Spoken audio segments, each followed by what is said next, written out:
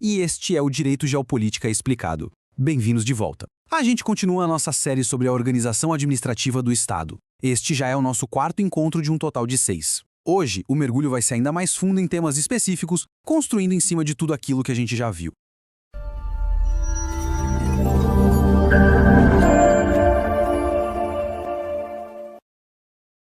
Dando continuidade ao que conversamos antes, a gente desvendou a estrutura básica da administração indireta, certo?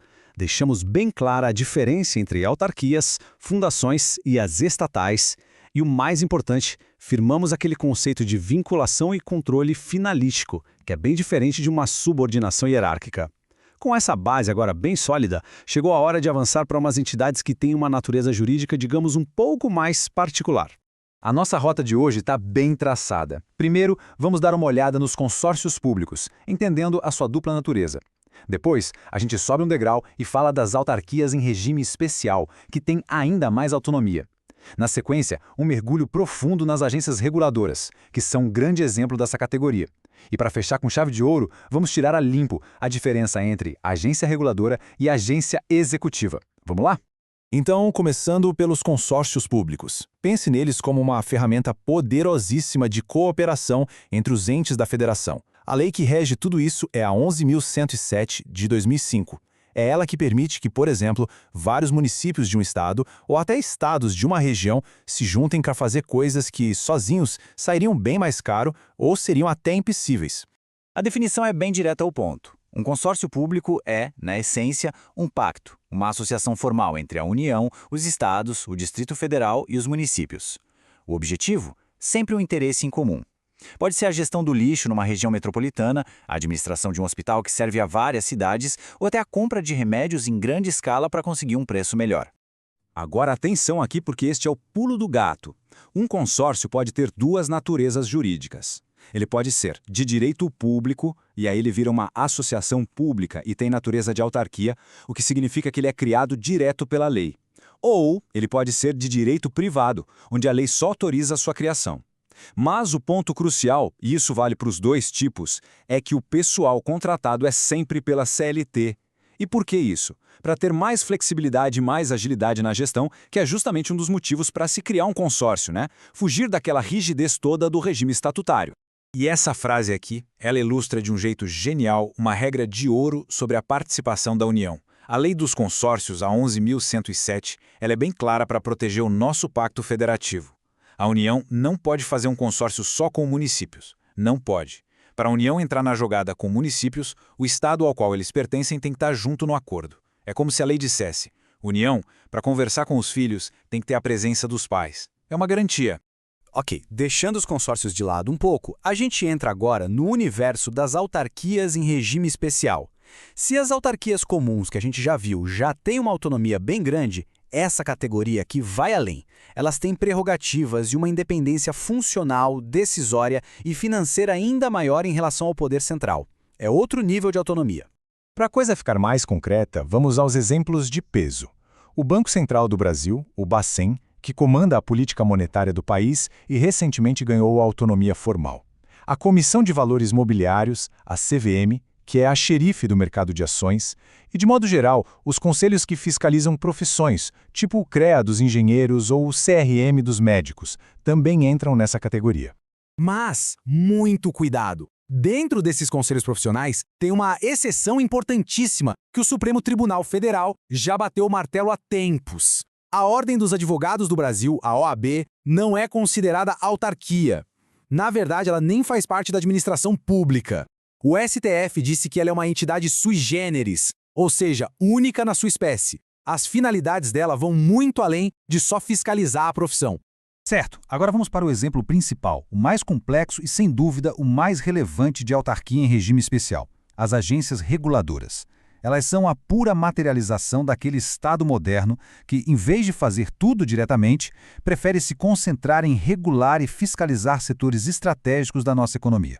E essa frase resume tudo perfeitamente. É bom guardar isso.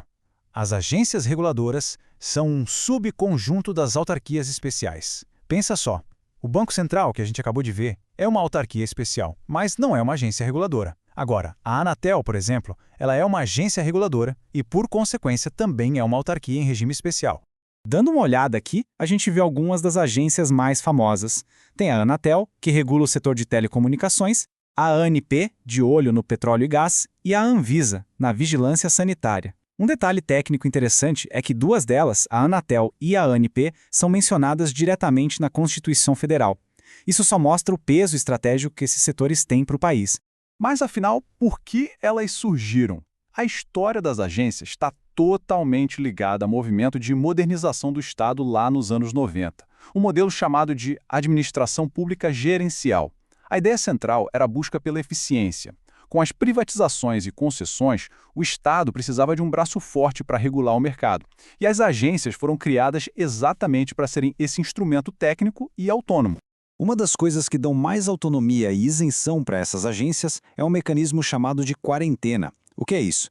Significa que quando um diretor de agência termina seu mandato, ele fica proibido por 6 meses de trabalhar em qualquer empresa do setor que ele acabou de fiscalizar. É uma forma de evitar aquele fenômeno da porta giratória e potenciais conflitos de interesse. E tem um detalhe fundamental sobre essa quarentena de 6 meses. Ela não é de graça. A lei garante que o ex-diretor receba uma remuneração durante esse período. Isso é para que ele não tenha nenhum incentivo financeiro para pular direto para o setor privado que ele regulava, garantindo a sua isenção até o último minuto no cargo. Bom, com tanto poder e autonomia, quem fiscaliza as agências? O ponto-chave aqui é que esse controle, o chamado controle externo, não é feito pelo Poder Executivo. Quem faz isso é o Poder Legislativo. É o Congresso Nacional, com a ajuda técnica indispensável do Tribunal de Contas da União, o TCU, que fiscaliza as agências, do mesmo jeito que fiscaliza as contas do presidente da República. Chegamos na nossa última parada de hoje e é para esclarecer uma confusão super comum. Vamos comparar, lado a lado, as agências reguladoras, que a gente acabou de ver em detalhe, com as agências executivas.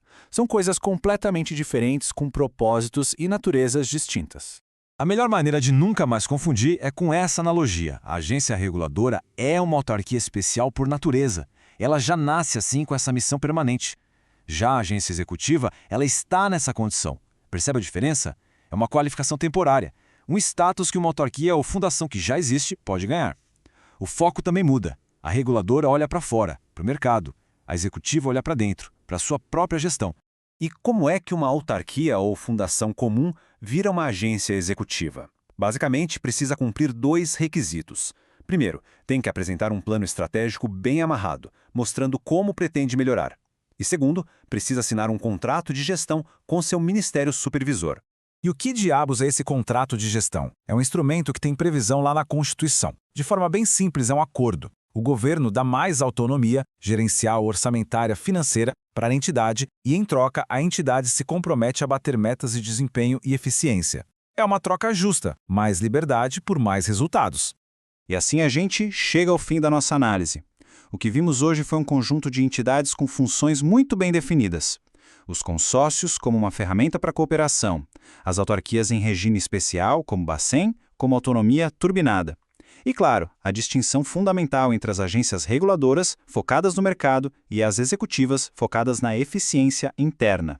Com isso, a gente fecha a parte das entidades de direito público da administração indireta. Mas a nossa série não para por aqui. No nosso próximo encontro, 5º da série, vamos mergulhar de cabeça no universo das entidades de direito privado que fazem parte do Estado, as empresas públicas e as sociedades de economia mista.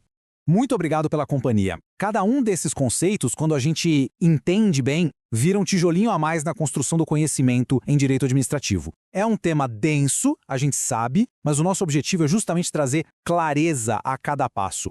Se este conteúdo ajudou de alguma forma, não se esqueça de se inscrever no canal para não perder os próximos capítulos. E compartilhe o material com quem também está nessa jornada de estudos. Um grande abraço e até a próxima!